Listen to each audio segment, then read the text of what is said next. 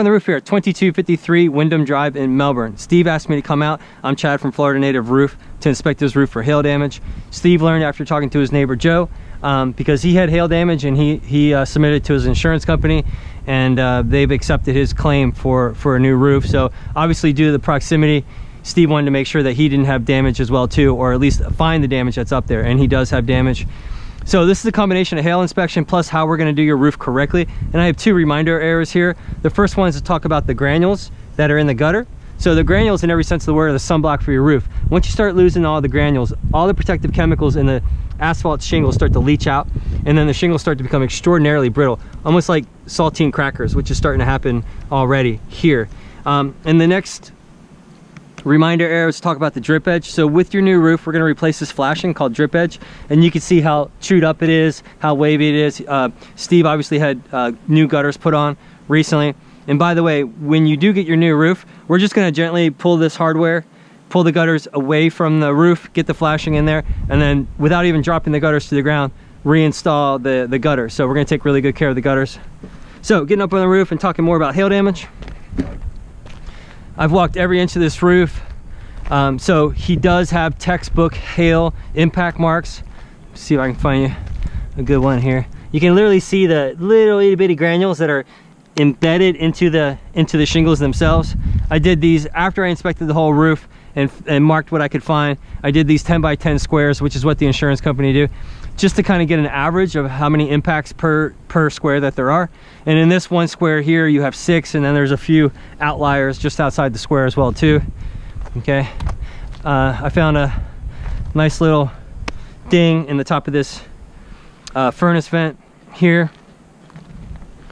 Find you another perfect example. See that there? Here's another one on the front. I labeled this front, which is the west side.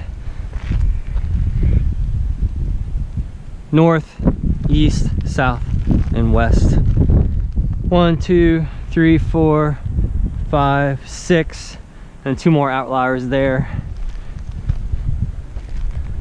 On some of these you can, this is oh, by the way, the hail event was March 27th of 2019. So it's a year and a half ago. And so not only do a lot of the impact marks don't have these little granules, but you can even see the fiber, like denim. Here's one. Look at that perfect example right there. You can see the fibers coming through. So you're not going to always see the little hail impact marks because it's a year and a half old, and those suckers have already washed away. Here's another good example. Same thing there.